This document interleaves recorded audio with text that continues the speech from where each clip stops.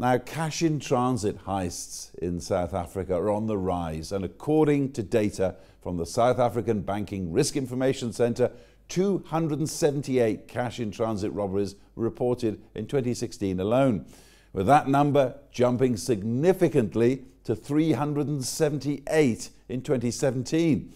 But what are some of the measures put in place to curb this epidemic? What's behind it? What are the dark forces behind it? Well, with me in the studio is CNBC Africa reporter Aviwe Mtila, who's been working very closely on the story. He's just come back from a big conference and sharing session over cash in transit. Everyone asks the question, we hear it on the radio, we see it on the TV. What is behind this rash of cash in transit?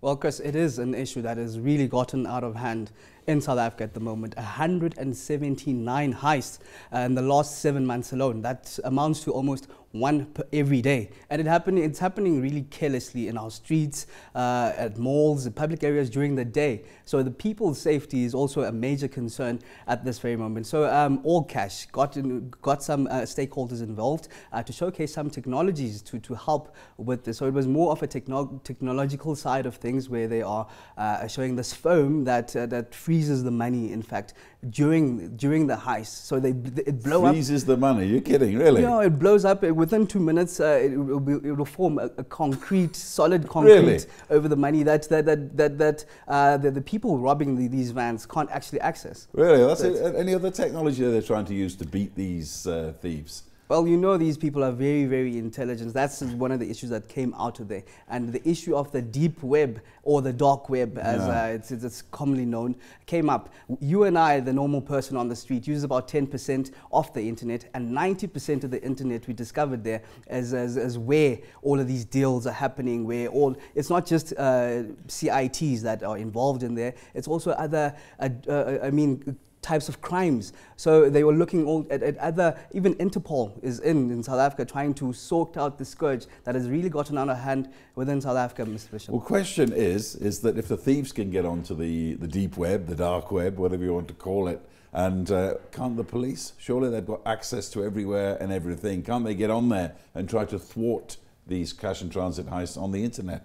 Well, that's one of the conversations I had with one of the Interpol gentlemen, who has also formed part of the panel that I just got back from. He's saying that they're doing their best to access the deep or the dark web, as it's referred. But it's also something that has to do with the rewards that are often put up in order to catch these criminals. They're saying that the police put up these little rewards, whereas the criminals in themselves offer the police themselves, or the people within these numerous companies, they offer them millions of rands. So when you offer up a 100,000 reward, it really is pittance compared to the amounts that they're already being offered. So they're really trying to put together different technologies, and they're putting up a front that they're doing something about it, because 179 in the last 7 months alone is something that really needs to be taken into consideration. And this is costing businesses, especially retail businesses that are struggling anyway. It must be costing them almost their existence, I should think. Look at it this way, in 10 heists alone, the amount of millions is over there, it's over 400 million in 10 heists alone. So obviously these companies are insured, but the money is insured. But another issue that came out is that the money is these companies that insure these monies are foreign companies, and also the involvement of foreign nationals within these. I think that could be part of putting the blame away from South Africa, giving the government less of a bad look. But yeah, foreign companies have been named that insure these businesses, and also foreign nationals that are involved within these cash and transit heists, Mr. Bishop. What kinds of businesses are the worst hit? Well, of course, ATMs, as we've heard. ATMs, it's a daily norm that they hit. Your retail industries, they're also looking at cell phone, but it's usually these, any type, like your garages, where money gets picked up, where you have huge safety deposit box that need people to go there and pick them up physically. So it can be any type of business, as long as they're making large sums of money, which are the ones that are largely targeted by these criminals. And they've caught about 8 so far this year out of the 20 most wanted list. So that is at least something that they're saying they're doing right.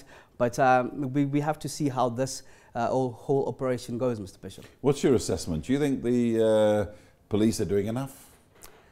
they're putting that front that they're doing enough. They're doing their best to show that even the new minister in town, Bekile, is doing his utmost to curb this issue that's really gotten out of hand, and especially this last year, and especially going into the elections next year. So it could be a political issue as well.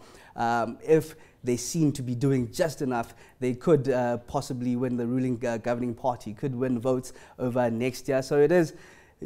So it's not much of a political issue, but it is also about politics involved, and it's to be seen what happens. Thank you very much, Aviwe Mtila, CNBC Africa reporter on the cash in transit problem.